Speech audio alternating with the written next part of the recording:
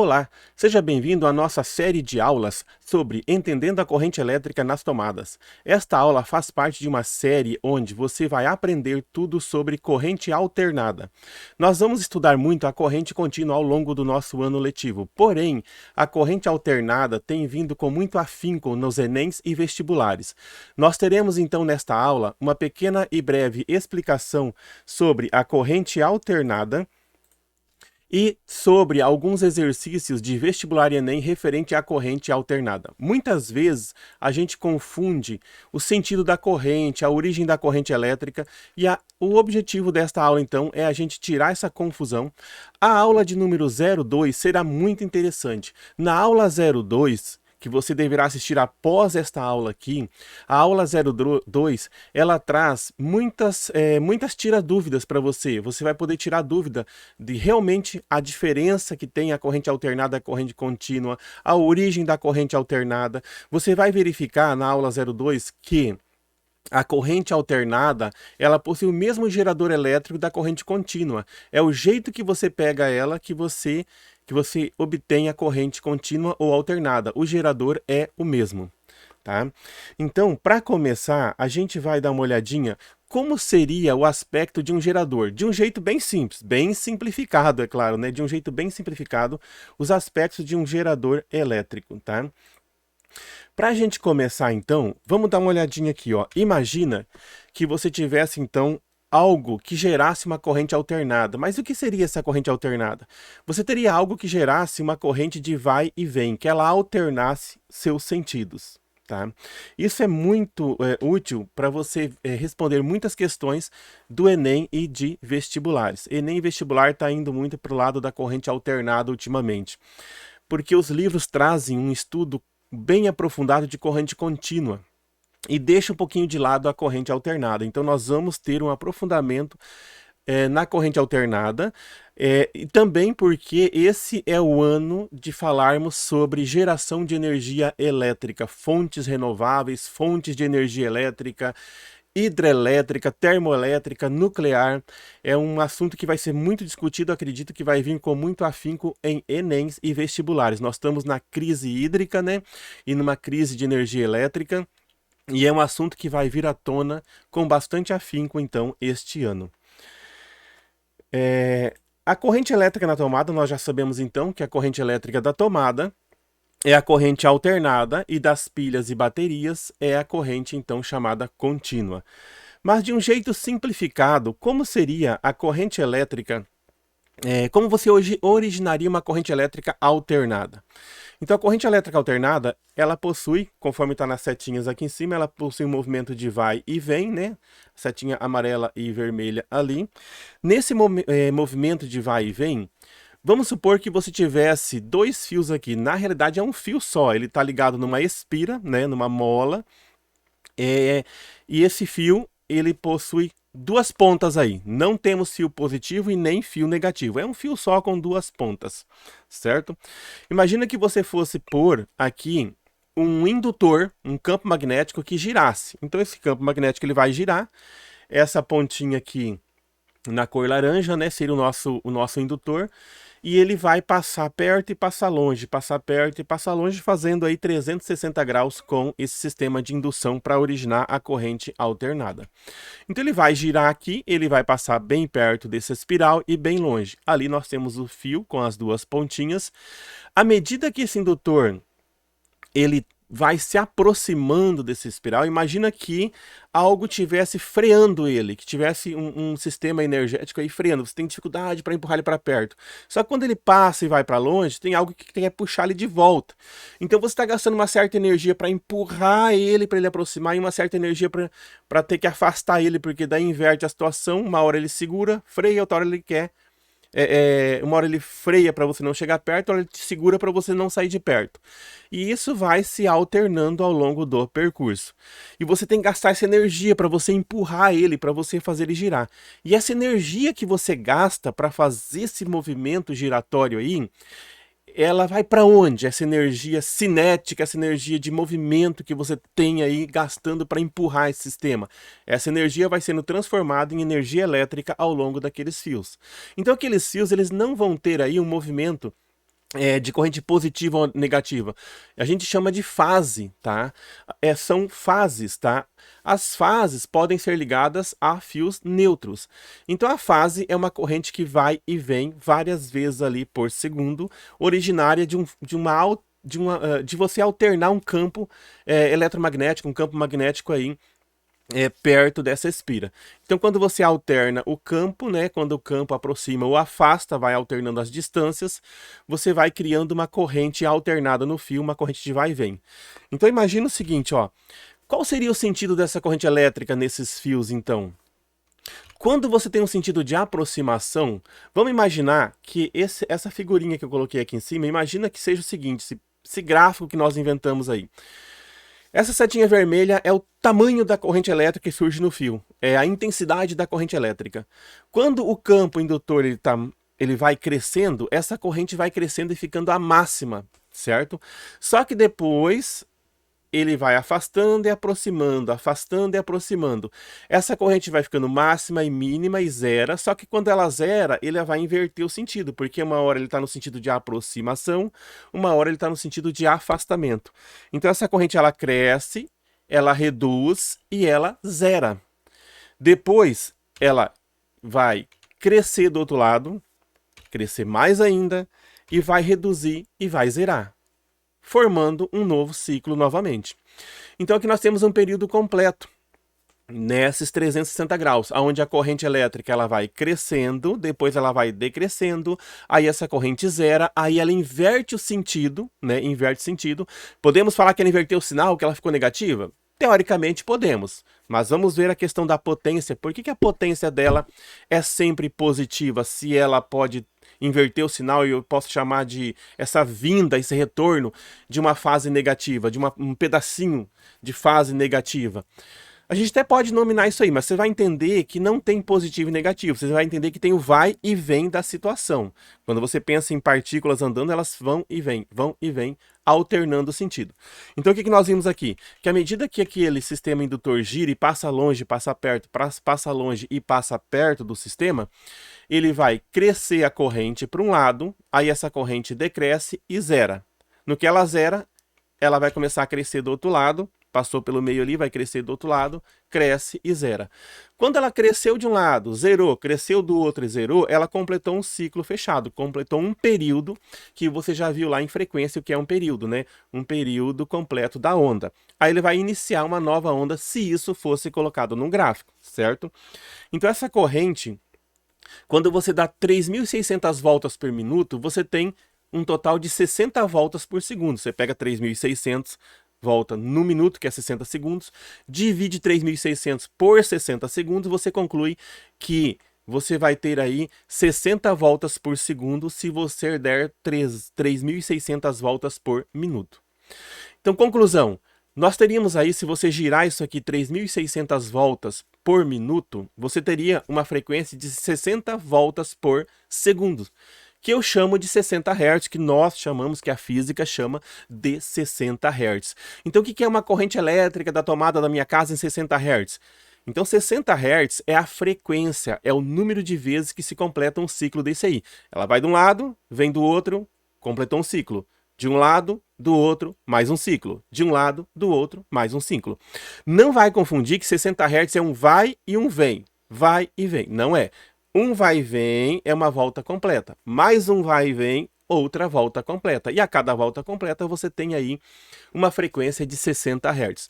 Se você pegar agora, conforme nós vimos em aulas anteriores, e você verificar o carregador de bateria do seu celular, ele está marcando lá 60 Hz. Então, não vamos confundir Hertz com volts e com amperes e nem com watts, tá? Hertz é o número de voltas aí por segundo, é o número de vezes por segundo que um fenômeno acontece, certo? O período é um fenômeno uma vez por completo, você tem um período aí, nós vimos isso em frequência lá em ondas. E a frequência é o número de vezes por segundo que acontece ali, o número de voltas por segundo. Ah, mas eu posso ter RPM, rotação por minuto? Pode, mas quando você quer em hertz, aí tem que ser por segundo. Ó, 3.600 voltas por segundo é uma frequência de 3.600 Se for por segundo, é por segundo. Se for 3.600 por minuto, é uma frequência por minuto. Agora, se eu converter essa frequência em segundos, aí eu posso chamá-las de hertz. Hertz é o número de vezes que acontece em um segundo, né, um fenômeno. Então você conseguiu entender que a corrente ela fica máxima, ela está pequena, ela vai ao máximo de um lado, aí ela começa a perder força, né? Aí ela vai ao máximo do outro lado, ao máximo do outro, e ela fica tendo os seus máximos e mínimos zerando no meio ali, fica indo e voltando essa corrente elétrica ao longo de um fio, à medida que esse sistema de indutor aqui, ele gira, certo? Ah, mas é isso que acontece nas tomadas de casa, um vai e vem na tomada? Então aquele fio que eu chamo de positivo é uma fase que possui esse vai e vem. Quando eu emendo ele naquele fio que não é negativo, é chamado neutro, ele vai ficar fazendo esse vai e vem, vai fechar um curto com esse neutro, ele morre ali no neutro, e quem tiver no meio dessa fase vai ser acionado, o meu liquidificador, o carregador do meu celular, a minha TV vai acionar quando você fecha esse circuito. Sim, é exatamente isso que acontece numa frequência de 60 Hz na tomada de casa. Esse exemplo que eu coloquei aqui é um gerador muito simples, tá? Mas a gente vai estudar na aula 2. A aula 2 vai ser muito interessante. Você vai entender a corrente monofásica, bifásica, trifásica. Você vai entender as ligações de fase com neutro, fase com fase. Quando que eu crio um 110, 220, um 380 volts. Então é muito interessante a aula 2. A aula 2 você vai tirar todas essas dúvidas. Por quê? Porque aqui eu expliquei para você um gerador de um jeito bem simplificado. Mas na aula 2 nós vamos estudar ele com 3 fases saindo desse gerador, aproveitando ao máximo a potência da água que passa por ali na turbina, né, para fazer esse gerador ter esse movimento, aproveitando 3 fases diferentes. E a gente vai entender de um jeito bem interessante o gráfico e tudo mais do sistema da corrente elétrica trifásica, que resume aí que daí você consegue entender as demais correntes todas. Por enquanto é um jeito simplificado para você simplesmente entender que a sua tomada não tem positivo e negativo. Tem uma fase aonde os elétrons vão e vêm 60 vezes por segundo, e quando essa fase é ligada ao neutro da sua casa, você fecha um circuito e você pode ter um aparelho no meio em funcionamento com uma frequência de 60 vezes por segundo, e os volts vai depender aí da ligação da sua casa. Pode ser 110, 220, né? Se for um barracão aí pode ter até 380 volts, né? Entenderam que a corrente elétrica, então, alternada, ela alterna o sentido o tempo todo. Mas olha que interessante, observem que aqui do ladinho eu coloquei um sistema bem simplificado de um gerador também de corrente alternada. Só que ali a espira vai girar no meio, e olha que interessante. Quando ela vai dar meia volta num sentido, meia volta a corrente vai inverter no outro sentido. Meia volta para a direita, meia volta para a esquerda. Vamos colocar direita e esquerda. Meia volta para a direita, meia para a esquerda. Meia para a direita, meia para a esquerda. Isso é uma corrente alternada, o fio vai ter esse vai e vem aí, e nós temos que fazer ele ter aí 60 vezes por segundo, que é o padrão brasileiro aí. Mas, e se eu quisesse corrente contínua, igual aquela tem da pilha? E se eu quisesse que o dínamo da minha bicicleta funcionasse com corrente contínua? E ele funciona com corrente contínua se você quiser. E alternada, se você quiser também. É o jeito que você pega a corrente que você vai ter ela contínua alternada. Os geradores todos, eles geram corrente alternada, vai e vem. Todos é esse vai e vem. Os geradores, por isso que o gerador aí do seu carro é chamado alternador, ele vai alternar a corrente. Só que o jeito que você pega a corrente desse alternador, ela vai se transformar em corrente contínua. Como assim? Como que eu posso fazer um alternador que alterna a corrente, eu captar somente corrente contínua de algo que está sendo alternado? Bem simples. Se você verificar onde está essa setinha intermitente aqui vermelha, ó, nessa setinha você vai observar que você poderia pegar ali simplesmente os momentos que a corrente está indo para um único sentido. Você poderia pegar simplesmente o momento da corrente contínua. Então, se você conseguir fazer uma área de contato que vai dando o contato conforme a corrente só vai, ele vai fazendo os piques conforme a corrente, né? Ó, conforme os 60 Hz, ele vai pegando somente a ida da corrente, ele vai pegando somente a corrente que vai, e você vai ter um gerador de corrente contínua. Mas na prática, lá no início, ele está alternando. O jeito que você capta aqui é o jeito que você vai ter a corrente. Se você captar tudo que passa, você pega a corrente alternada. Se você captar só os momentos que ela vai, e isso é um processo simples para a eletrônica de hoje, né? Captar só os momentos que a corrente está indo, você tem corrente contínua. Aí você vai perguntar, mas por que então que as usinas têm corrente alternada, se poderia ser contínua também? No começo, as usinas utilizavam bastante corrente contínua, só que a corrente contínua, que é o momento que só vai, esse movimento exige fios muito grossos. você tem que ter uma espessura bem grande nos fios para dar conta dessa corrente que ela está indo e dando essa volta grande e fazendo o seu retorno. Então a grande jogada é utilizar a corrente alternada, que você vai ter simplesmente um campo elétrico no fio e um vai e vem de um jeito bem contínuo, né? Contínuo, esse vai e vem, ele vai e vem alternadamente, mas num processo contínuo, que não para 60 vezes por segundo ali. Essa corrente alternada, esse vai e vem, você pode colocar vários transformadores ao longo de uma linha de distribuição. Você pode distribuir ela com volts bem alto, uma alta voltagem, uma baixa amperagem, e isso exige fios mais finos.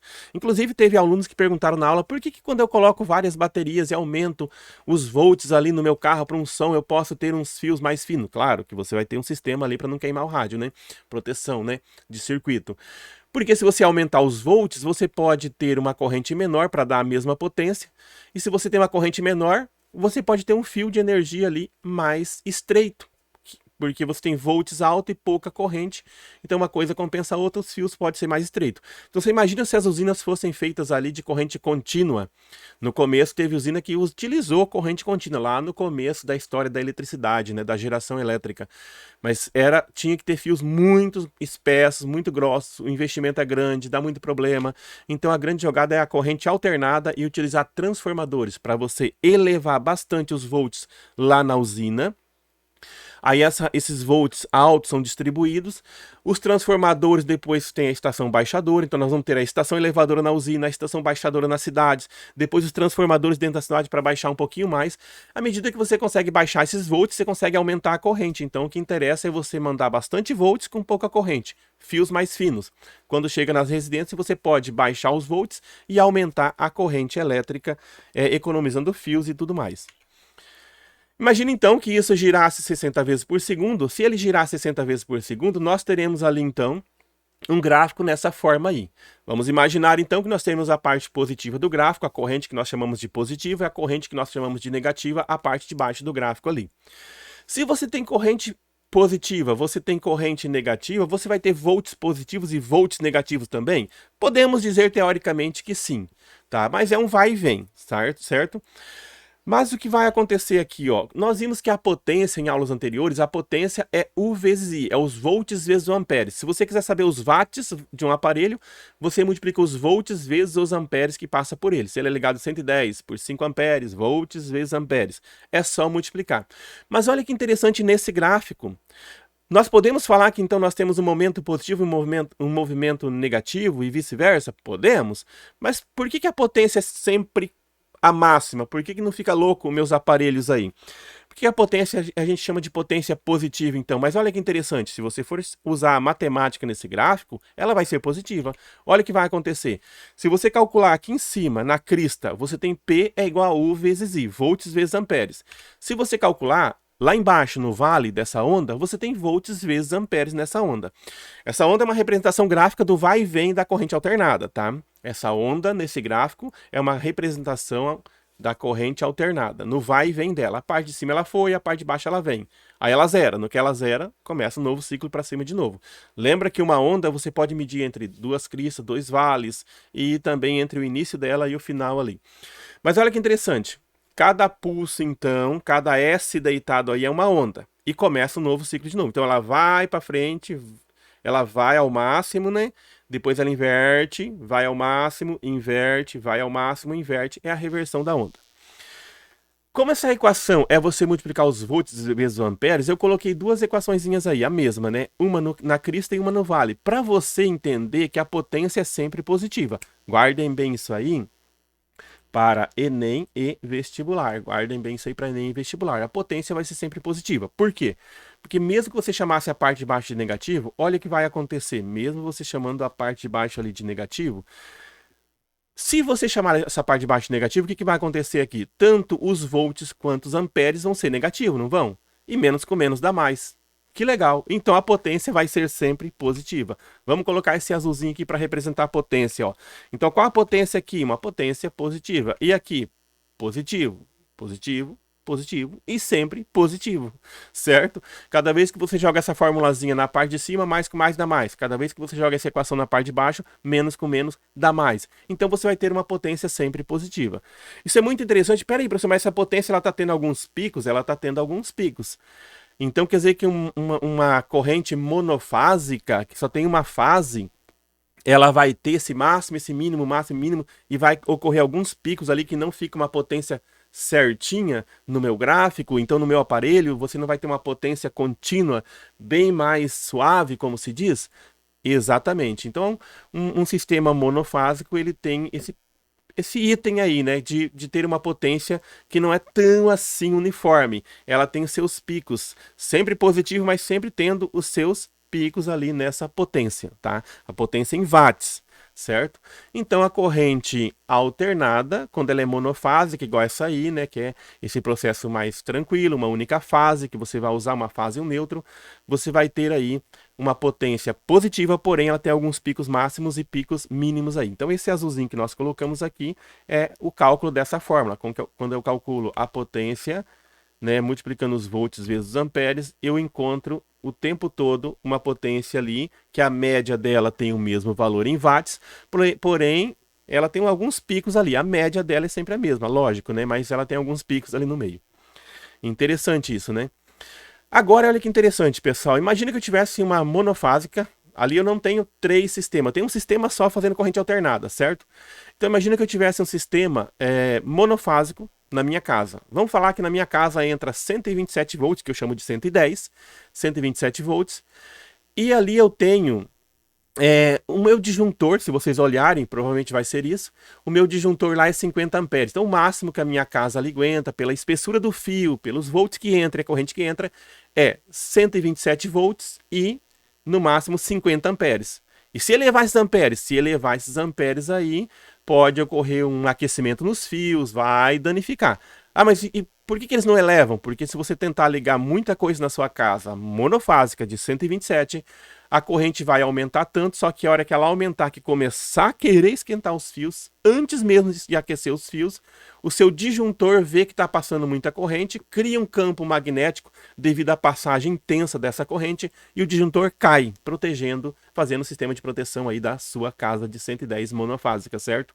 Então olha que interessante, mas se a minha casa é 110 monofásica, chamo de 110, mas ela vai dar em torno do 127. Monofásica, né? 127 volts, monofásica, ela vai passar ali nos fios uma corrente máxima, quando eu ligar todos os equipamentos da minha casa, o máximo que pode chegar é 50 amperes. Qual é a potência total? Quantos megawatts, quantos quilowatts ou quantos watts tem aí um total a ligação da minha casa? Vamos ver que interessante? Olha só. Pegando aí a potência, que é os volts vezes os amperes, que é U, que é a tensão vezes a corrente, que é I, intensidade da corrente, volts vezes amperes, eu tenho 127 vezes 50. E 127 vezes 50 amperes ali, a gente vai ter um total de 6.300 watts, ou seja, aproxima muito de 7 kW. Então o sistema de transmissão ele vai instalar uma casa monofásica 127 para ela ter uma carga máxima aí de 7 kW. Ah, mas e se eu quero mais que 7 kW? Eu posso partir para um sistema bifásico de 127, que também vai ter 220, ou eu posso ter um sistema monofásico de 220. Aqui eu tenho um monofásico de 127. Professor, mas o que é bifásico, monofásico? É 3 fios, 2 fios? Não, não é isso. A gente vai entender na aula 2. A aula 2 é uma das aulas mais importantes para Enem vestibular. Só que eu não posso ir diretamente para a aula 2 sem passar o básico, gente. Não, vamos por passo. Vocês vão assistir a aula 1 aqui completinha, vão entender isso aqui desse jeito. Vamos resolver alguns exercícios de Enem vestibular sobre essa matéria que eu estou falando agora. E na aula 2 você vai entender tudo e mais um pouco. E Enem, vestibular, ele vai te esclarecer para sempre. A aula 2 é muito interessante, mas, gente, vamos para a aula 1, que é precisamos ter o básico, tá? Então tá, aqui eu tenho uma corrente alternada de 3.600 voltas por minuto, que vai dar 60 voltinhas por segundo, que dá 60 Hz. Então meu carregador de celular trabalha em 60 Hz. Essa casa da explicação aqui, ela trabalha com 110, né, que é 127 volts, né, o 110.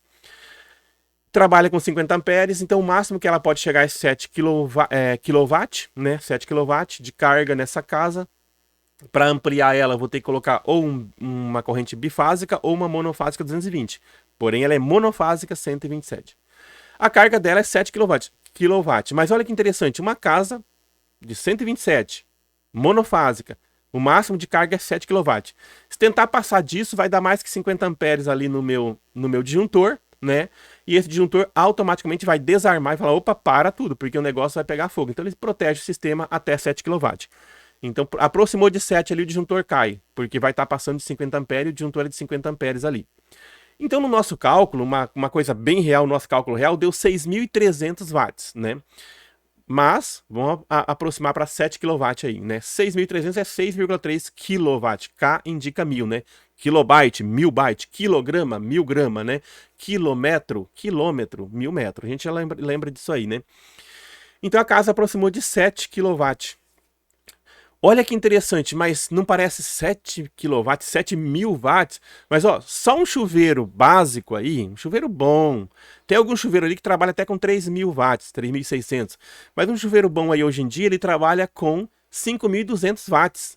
Aí você liga um chuveiro da sua casa, que já dá 5.200 watts. Aí se você tiver um secador de cabelo ou um elemento elétrico que dê 2.000 watts, um aquecedor que dê 2.000 watts aí no frio, ou um secador de cabelo bem potente, uma escova de cabelo, uma prancha, né? Algo que use resistores dentro. Ou um forno elétrico, por exemplo, já não daria para ligar junto com esse chuveiro. Então, se você ligar algo mais meio potente aí, já não dá para ligar o chuveiro. Começa a enfraquecer, né? Porque os volts aí, os watts não dão conta, começa a enfraquecer a luz e logo cai a chave. Ou começa a dar uma intermitência ali. Então, ó, que interessante, uma casa monofásica de 127 volts, ela aguenta no máximo uma carga de 7.000 watts, 7 kW, né? Uma carga de 7 kW de potência. Se você ligar o chuveiro e mais um elemento mais ou menos potente, não precisa ser tão assim, um ferro elétrico, mais um secador de cabelo, alguma coisa assim, já vai passar dos 6.300 ali, já aproxima do 7 e a chave vai cair. Não dá para ter dois chuveiros ligados ao mesmo tempo em casa, jamais, porque um único chuveiro pode chegar a 5.200, né? Então já está aproximando bem de 7, já está na carga máxima da sua casa, então você tem uma casa ali trabalhando na carga máxima o tempo todo. Por isso que muitas vezes falam que a 127 monofásica gasta mais energia que 220. Por quê? Porque os seus fios vão estar sempre numa carga boa, numa uma boa intensidade de corrente elétrica. E essa corrente, que são fluxos de vai e vem dos elétrons, isso pode ocasionar um pouco de aquecimento nos fios, e se você está transformando a sua energia elétrica em efeito Joule, em efeito térmico, você vai estar gastando energia em vão, né? Os seus fios vão estar aquecendo e mandando energia em forma de calor embora, vai estar consumindo um pouquinho de energia da sua casa aí devido ao aquecimento. Conseguiram entender, pessoal, então, que a corrente alternada, ela tem duplo sentido, ela vai e vem, uma hora ela está máxima, outra ela está mínima, outra ela inverte sentido, vai no máximo, mínimo, inverte, vai no máximo, mínimo, e ela fica nesse alternando. E a gente tem um gráfico aí representando a corrente alternada, esse movimento de vai e vem da corrente. Então é bem interessante que nós vimos até agora, nós vimos que a corrente alternada no Brasil é 60 Hz, que para dar 60 Hz tem que dar, no caso aqui, nesse esqueminha simples, que depois eu vou mostrar para vocês o esquema trifásico, que já é diferente, tá? Então o importante, tem que ter 60 Hz, esse vai e vem tem que completar um ciclo ali, né? Um ciclo de 60 Hz, né? Uma frequência, aliás, né, de 60 Hz, 60 vezes por segundo é o padrão. Ah, mas como que se mantém 60 se a água... É tudo controlado. Tem o controlador de velocidade. O controlador de velocidade de todas as usinas mantém 60 Hz. Isso é bem interessante. Antigamente, não sei se ainda está dessa forma, mas a Itaipu tinha um lado que era 60 Hz e o lado que o Paraguai era 50 Hz. Era um movimento diferente. Tem muitas usinas que é 50 Hz, tem usinas que é 60. No nosso Brasil, a maioria é 60 Hz. E se tiver alguma de 50, dá para ter conversores também. A energia elétrica você consegue converter a frequência dela, você consegue fazer reversão no sentido da corrente, você consegue transformar alternada em contínua, contínua em alternada, você consegue subir os volts, descer os volts, subir os amperes, descer os amperes. Então a corrente, depois que ela saiu da usina, você consegue fazer bastante coisa. Mas, para ela estar na rede brasileira, ela tem que ter a frequência 60 Hz, tem que ter todo um cuidado aí para a rede ficar sempre em sincronia, certo? Então nós temos ali a carga que é 7, né?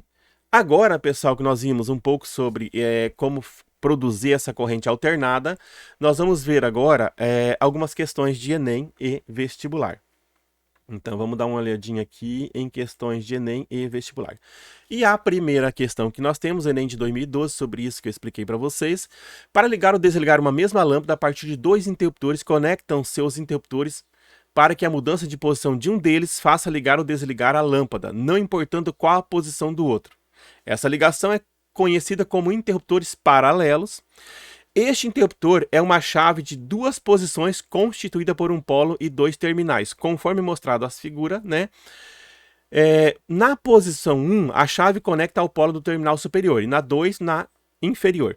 Resumindo, pessoal, para entender essa questão, se vocês, de repente, já viram isso em algum lugar, de repente vocês têm isso em casa, seria o seguinte, imagina que você tivesse uma escada e se você tiver embaixo na escada, você liga e desliga a lâmpada do interruptor. Se você caminhar ao longo da escada, você liga e desliga lá de cima também.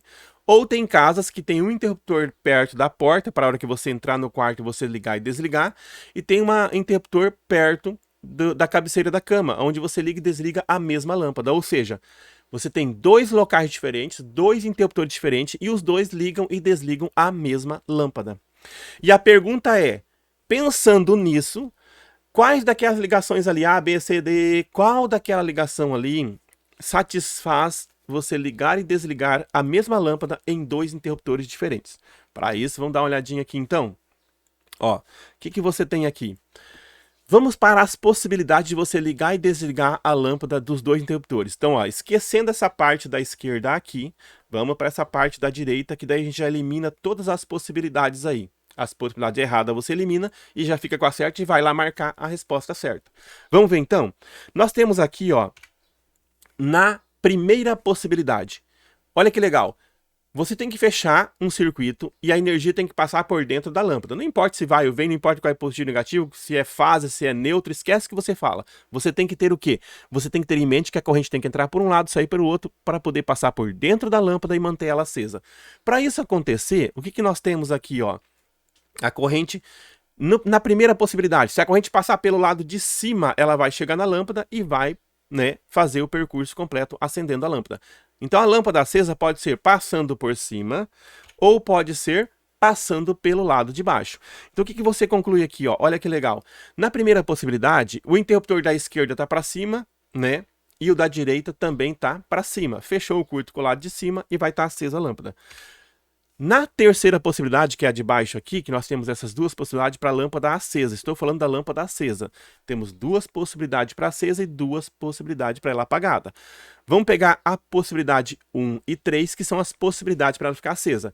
Se os dois interruptores estiverem para cima, a energia passa e a lâmpada acende. Na primeira possibilidade. Na segunda possibilidade aqui, que é a terceira, aliás, né? Se os dois interruptores estiverem para baixo, a energia passa, fecha o circuito e acende a lâmpada. Que legal!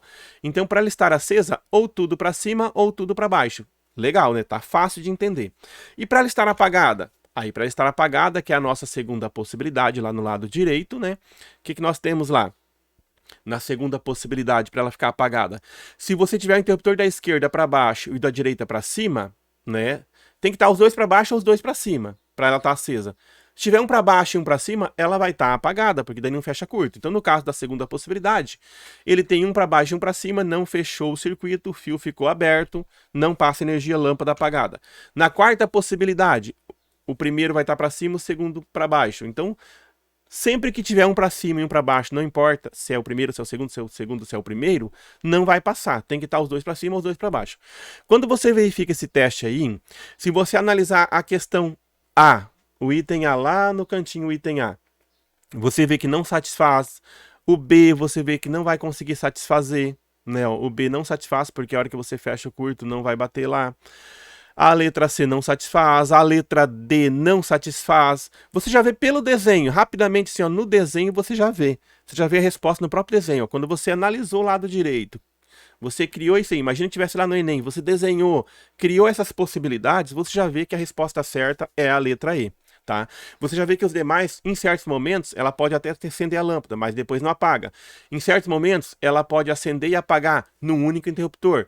No outro já não acende e apaga. Então você vê que não vai dar um funcionamento correto estando de dois locais diferentes, certo? Então fica mais fácil, em vez de você ficar Muitos acertaram essa questão, inclusive eu passei em sala de aula, muitos acertaram colocando em cada item para cima, para baixo, vice-versa, até achar e eliminar os errados. Mas eu propus aqui para vocês olhar já as possibilidades de aceso, as possibilidades de apagado e já compara lá com o desenho e já mata a charada mais rapidamente. Temos aí o correto é a letra E. Tá mais fácil assim, né, pessoal? Quem tiver dúvida depois retoma aqui nas respostas e nas possibilidades que eu postei para vocês aqui. Agora nós temos uma outra questão também de Enem. Se não me engano foi o Enem. Ó, quando ocorre um curto-circuito em uma instalação elétrica, como na figura, a resistência elétrica total do circuito diminui muito, estabelecendo nele uma corrente muito elevada. Então, quando tem um curto-circuito, fecha o curto e a corrente fica ao máximo. Aí ocorre o superaquecimento, claro, né? Vai aquecer os fios se tiver muita corrente. Devido a esse aumento de corrente, pode ocasionar incêndios que seriam evitados instalando fusíveis e disjuntores. Os fusíveis se fundem, derrete, né, e quebra o fio. Os disjuntores, eles criam um campo elétrico, um campo magnético muito grande, ele cai a chave, né, e protege o circuito. Então, quando a mesma atinge um valor muito grande, o dispositivo de proteção vai proteger, vai desligar o sistema. É isso que está falando essa questão até agora. Supondo que um chuveiro instalado em uma rede elétrica de 110 e uma resistência possui supondo que um chuveiro instalado em uma rede elétrica de 110 volts numa residência possua 3 posições de regulagem de temperatura na água. Na posição verão, ele consome apenas 2.100 watts. Na posição primavera, ele consome 2.400 watts. E na posição inverno, 3.200 watts. Deseja-se que o chuveiro funcione em qualquer uma das 3 posições de regulagem, desde a mínima até a máxima, né? Sem que haja risco de incêndio. Qual deve ser o valor mínimo adequado do disjuntor a ser instalado para esse chuveiro? Não é para a residência inteira, para esse chuveiro. Quando ele estiver ligado, né? O que você tem em mente? A primeira coisa, você não pode colocar algo que dê menos que 3.200 watts, porque daí na posição inverno o chuveiro vai fazer a chave cair, o disjuntor vai desligar. Então você tem que ter no mínimo 3.200 watts aí. Os volts da casa dessa residência é 110. Então, 110 volts você vai ter para 3.200 watts. Ah, mas por que, professor, que eu não posso pegar 110 por 2.100, 110 por 2.400? Porque você não quer que a chave caia quando o chuveiro aumenta aí a temperatura. Ele tem que chegar na temperatura máxima, que é 3.200, sem a chave cair. Então, eu vou pegar o cálculo para fazer na potência máxima do chuveiro sem cair a chave. Depois da máxima que a chave tem que cair. Um exemplo, se eu fizer um cálculo, colocar um disjuntor para 2.400 watts, ele vai chegar na posição primavera e já começa a querer cair a chave. Então, eu tenho que colocar um disjuntor para mais que 3.200, para ele aguentar bastante energia elétrica e aquecer bastante aí, aguentar bastante corrente elétrica e aquecer sem cair a chave. Mas também não pode exagerar, senão esse chuveiro entrar em curto um dia, essa chave não cai, pega fogo na casa. Então vamos lá. Qual deve ser, então, o valor mínimo do disjuntor? Então eu já sei que o valor mínimo vai ter que ser calculado em cima de 110 volts, que é a residência, e de 3.200 watts, que é o máximo que o chuveiro suporta para aquecer ali. Fazendo isso aqui, nós teremos então, aquele mesmo cálculo que eu fiz agora há pouco para vocês, sobre o cálculo da potência máxima daquela casa, P igual a U vezes I, que deu um total de, naquela cálculo nosso, né, deu um total de 7 kW, deu 6.300 watts, né, que deu um total de 7, aproximou de 7. É só você fazer o mesmo cálculo. A potência é U vezes I. Então, quando você pega aqui do ladinho, e você multiplica na equação que eu já mostrei para vocês, U vezes I. O nosso U vai ser 110, que nós pegamos lá em cima. E o I, você vai calcular, porque você tem que achar esse I para você ter em mente qual é a corrente elétrica que vai passar pelo disjuntor para fazer ele cair a chave. Então, eu vou achar o limite da corrente que o chuveiro vai gastar. Se eu achar o valor do I, que é a corrente, eu coloco um disjuntor um pouquinho só acima daquele I, porque se ele subir a corrente, ele cai o disjuntor. Então eu vou achar o limite que eu posso ter aí, o limite mínimo de um disjuntor, para ele cair na hora certa, certo? Então, potência é U vezes I. Então, U vai ser o 110, né? O I você vai achar, e o P, que é a potência, ele já deu. A potência do chuveiro máximo ali, que é a letra P, é 3.200. Então, ficou ali, 3.200 é a nossa potência. o U é 110 e o I você vai achar esse I. Então, quando você joga na equação, ó, P igual a U vezes I, vai acabar sendo P dividido por U, porque o I vai para o lado esquerdo. P dividido por U vai ser 3.200 dividido por 110. E 3.200 por 110 vai dar 29,1 ampere. Ou seja, não pode ser menos que 29,1. Então, vamos colocar um disjuntor de 30. Se ele elevar para 30, o disjuntor cai e protege o sistema. Então, ele vai aguentar o chuveiro, só que se ele chegar a 30, ele cai o disjuntor. E isso é um disjuntor mínimo. Claro que você pode colocar um disjuntor com um pouquinho mais de folga, que talvez não te dê tanto problema também, né? Ó. Mas o mínimo que você pode ter é um disjuntor de 30 amperes. Que legal, essa questão acho que é de Enem mesmo. Tem uma questão de Enem, onde você vai utilizar o conhecimento da nossa aula aqui para você calcular a corrente elétrica num chuveiro. Sempre que tiver potência, tensão e corrente, é P igual a U vezes I. E você pode calcular o P, o U ou o I. É só trabalhar a igualdade, tranquilo? Então o mínimo aí é 30 amperes, tá bem fácil a questão, né? Agora, essa questão, pessoal, bem interessante. Essa questão em alguns... teve prova do Enem que ele estava apagado, aquele número 5 ali, o aluno tinha que deduzir aquele número 5. Tem questões também que eles dão faltando alguns numerozinhos no relógio. Isso aqui é o relógio de uma residência, certo? Então ele está pedindo o seguinte, ó, a energia elétrica consumida nas residências é medida em kWh por meio de um relógio medidor de consumo. Nesse relógio, da direita para a esquerda, não é que ele gira da direita para a esquerda, é que ele tem vários reloginhos. Então vamos olhar da direita para a esquerda, nós temos ali o ponteiro da unidade, da dezena e da centena, né, ó. E do milhar. Se um ponteiro estiver entre os dois números, considera o último número ultrapassado pelo ponteiro. Olha que legal, é a lógica, né? Se ele já passou pelo 3 e está quase chegando no 4, não é 4 ainda, ele está no 3, porque os demais relógios vão indicar centenas, dezenas e milhares aí. Então você sempre olha aonde que o ponteirinho já passou para saber qual o valor que você vai colocar. Isso é bem interessante. Isso aqui, pessoal, é muito legal que aqui na cidade, e na cidade onde vocês moram, quem faz todo esse procedimento aí é o rapaz da leitura da água, a leitura da luz. Nós temos uma para a leitura da água, né, que faz a leitura da água, e nós vamos ter um cara lá que faz a leitura da luz. Da água ele só vai olhar o reloginho da água lá e beleza. Mas lá também vai ter dois relógios, ele vai dar uma olhada lá na média. Aqui na luz, só falei porque tem muita gente que confunde os leitores aí. O leitor da luz, ele vai olhar os reloginhos. Ah, mas eu moro no sítio, ele nem passa, ele passa a cada 6 meses, olha lá se passa.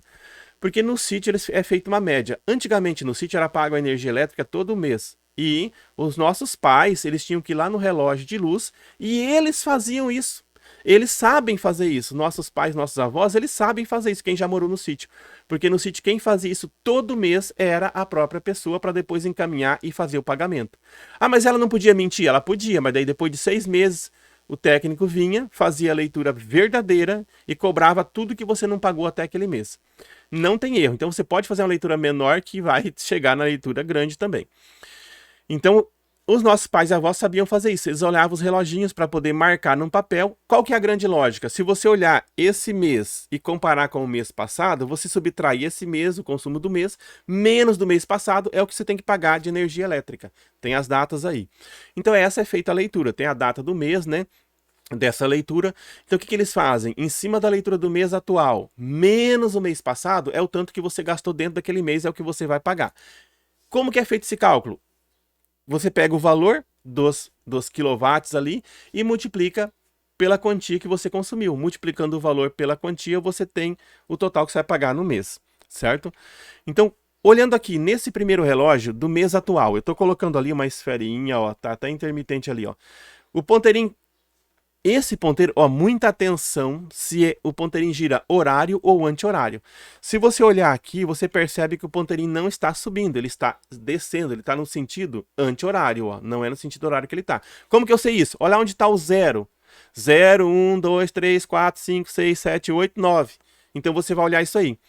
Se ele está girando no sentido anti-horário, olha o que vai acontecer ali.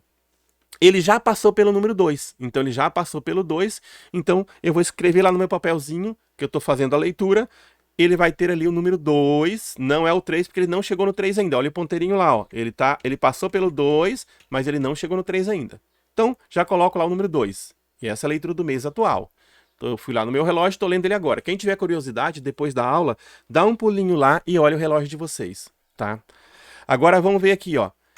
Nesse ponto, agora eu tô vendo o relógio, o segundo reloginho ali, tá? O segundo relógio, ó, ele também tá girando no sentido, aliás, ele não está girando no sentido anti-horário. Ele já tá girando no sentido horário, viu que já mudou, ó. O 1 tá do lado direito, então agora ele tá no sentido horário. No sentido horário, ó, ele vai lá, ó, 0, 1, 2, 3, 4, 5, 6, 7, 8, no sentido horário. Então ele passou ali pelo 7, ó. Viram que complicação? Ó, no primeiro reloginho, ele tá girando no sentido anti-horário. Ele já passou pelo 2, tá quase chegando no 3. Então, no meu papel, eu marco o número 2 e não o 3. No segundo relógio, ele tá girando no sentido horário. Ele já passou pelo 7 e está chegando no 8. Então, eu vou marcar o 7 e não o 8, porque ele não chegou no 8 ainda. No terceiro relógio, ele tá no sentido, ó, anti-horário. Porém, ele está exatamente em cima do número 8. Então, eu marco no meu papel o número 8. E no próximo reloginho, eu tenho ele no número 3 aqui. Então ele já está no número 3, está bem em cima do número 3, vou marcar o número 3 e ele gira no sentido horário. Então cuidem bem se é sentido horário ou anti-horário, cada hora você tem um reloginho diferente aí. Então você já concluiu que vai dar 2.783, ó. 2.783, vamos ver lá, ó. Então você concluiu que deu, na leitura do mês desse mês atual, você tem marcado ali 2.783, né? Esses são os watts que você consumiu ali, 2.783. Agora vamos ver a leitura do mês passado. No mês passado nós tínhamos aqui, ó, o reloginho no anti-horário, já passou pelo 2. Depois nós temos ele no sentido horário, que ele já passou pelo 5, mas não chegou no 6 ainda, então o que vale é o 5. Depois nós temos um reloginho no sentido anti-horário, que ele já passou pelo 6, mas não chegou no 7, então eu marco o que ele já passou. No 7 ele não chegou ainda, então o que vale é o 6. E depois no sentido horário aqui, ele já passou pelo 3. Então o que nós temos na leitura do relógio do mês passado? No mês passado ele estava marcando 2.563, certo? Então agora ficou fácil de você calcular o quanto que você gastou no mês. Pega o mês atual menos o mês anterior. Quando eu pego o mês atual menos o mês anterior, eu vou achar o total que eu gastei, certo? Aí é só pegar o total que eu gastei vezes o valor do quilowatt-hora. Então, ó, vendo a nossa resposta ali, ó, que é o que eu falei, ele vai estar ali, a primeira leitura, né? A leitura do mês foi 2.783. A leitura anterior foi 2.563. Então, o consumo foi de 2.783 menos o mês anterior, que é 2.563, você consumiu 220 kWh. Quilowatt-hora, não é quilowatt por hora, é quilowatt-hora. Como o custo de cada quilowatt-hora é 20 centavos, basta você pegar os 220 e multiplicar por 20 centavos, que vai dar R$44. Então é uma questão bem simples, né, ó, de você entender a leitura do seu relógio aí da sua casa. É assim que funciona a cobrança de energia elétrica. Agora tem uns projetos aí que o pessoal está instalando já em alguns locais da leitura à distância. Então a leitura por fio à distância vai quebrar muito aí o uso desses relógios em alguns locais, tá? Tranquilo? R$44. Isso quando era 20 centavos, né? Agora, além dos 20 centavos, tem as bandeiras também que você tem que pagar aquela quantia a mais à medida que você usa, ultrapassando o limite de cada bandeira, tá certo? Seria até interessante vocês pesquisarem um pouquinho, em outras aulas eu comento sobre essas bandeiras, mas o que vai mudar é que você vai ter várias faixas de tarifas. Se você ultrapassar a tarifa daquela faixa, você paga alguns reais a mais a cada 100 kW que você consumir, ou a cada padrão que eles oferecerem para você aí de normas, certo? Mas aqui é interessante, né, pessoal? Isso os nossos avós faziam no sítio todo mês e depois iam lá no banco pessoalmente com aquilo que eles escreviam e pagava lá no banco. E a cada 6 meses era feita a conferência para saber se houve mentiras ou não. É bem interessante, os nossos avós sabiam fazer isso e ainda calculavam desse jeito. E agora nós estamos tendo que ver isso no papel para aprender a fazer o que nossos avós faziam no dia a dia. Interessante, né, gente? E a gente tem que valorizar essas pessoas. Enem, Podemos estimar o consumo de energia elétrica de uma casa considerando as principais fontes desse consumo. Pense na situação em que apenas os aparelhos que constam na tabela abaixo fossem utilizados diariamente da mesma forma. A tabela fornece a potência e o tempo que fica ligado ali a cada dia. Então a tabela, ó, bastante atenção, a primeira questão que você tem que olhar, a tabela está falando a cada dia, mas quando você parte para o consumo de 30 dias, que é a pergunta fala, supondo que o mês tenha 30 dias e que o custo de 1 kW seja 40 centavos, o consumo de energia elétrica mensal dessa casa vai ter aproximadamente quantos reais? Então já sabe que não vai dar um valor exato, vai dar um valor aproximado, por isso que falou aproximadamente. Como fala que é o consumo de 30 dias, ele marca que o ar-condicionado gasta 1,5 kW, ficando 8 horas por dia. O chuveiro, 3,3, ficando 1/3 de dias. 1/3 de horas por dia, né? O freezer, 0,2, ficando 10 horas por dia. A geladeira, 0,35, ficando 10 horas por dia. As lâmpadas ficam 6 horas por dia. Então a primeira coisa é transformar esses dias aí em 30 dias, porque ele está pedindo consumo por 30 dias e não por um dia só. Então 8 vai ser vezes 30, 1/3 vezes 30, 1/3 de horas vezes 30, 10 vezes 30, 10 vezes 30 e 6 vezes 30. Por que eu estou fazendo isso antes de começar a resolver propriamente o exercício? Porque eu tenho que fazer o cálculo dentro de 30 dias, e ali é o uso diário, é quantas horas por dia. E dentro de 30 dias eu vou multiplicar aquelas quantias de horas por 30 dias, fica mais fácil fazer o cálculo, certo? Agora, pessoal, dando uma olhadinha aqui, o que nós temos? Ó, deixa eu sair daqui da frente um pouquinho. O que nós temos aqui, ó? Aí nós temos que, ó, o ar-condicionado, então, você vai ter ali 1,5 vezes 240. Por que 240? De onde que veio esse 240? É a quantia de horas que ele ficou ligado. Então, ó, multiplicou por 30, né? O ar-condicionado multiplicou por 30, então deu 1,5 kW vezes 240 horas, deu 360 kW só de ar-condicionado. Tá fácil de entender, não tá? Você multiplica as horas por 30 dias, o total que dá, você multiplica pela potência de cada aparelho. É isso que foi feito, ó. Quando você pega o chuveiro, já multiplicou por 30 dias, pega o total que deu 33, e multiplica por 3,3, que é a potência dele. Né, ó, tá fácil, né, ó. Aí quando você pega o freezer, você fez a mesma coisa. O total de horas do mês vezes a potência dele. A geladeira, o total de horas do mês vezes a potência dele. As lâmpadas, o total de hora do mês vezes a potência dele. Beleza, pegou o total de horas vezes a potência, você vai saber os quilowatts-horas. Agora que você fez os quilowatts-horas, você vai pegar lá e vai multiplicar, vai somar todos os quilowatts para saber o total da casa, né? E multiplicar pelo valor de 40 centavos. Então foi isso que ele fez. Ó, somou 360, 33, 60, 105, 18, deu 576 kWh de consumo no mês. Pegou os 576, multiplicou pelo valor em dinheiro de cada quilowatt. Então multiplicou por 40 centavos, na época era 40 centavos apenas, deu um total de R$ 230,4. R$ 230,4.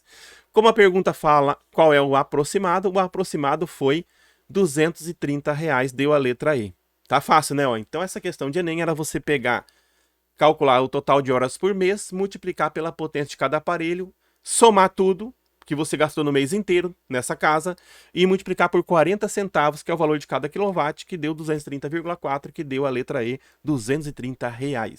Tá bem fácil, né? Eu vou deixar isso aqui bem explicadinho, de modo que você possa acessar a hora que você quiser. Vai ter aí os nossos cálculos bem feitinho aí do lado, tá? Com as explicações ainda.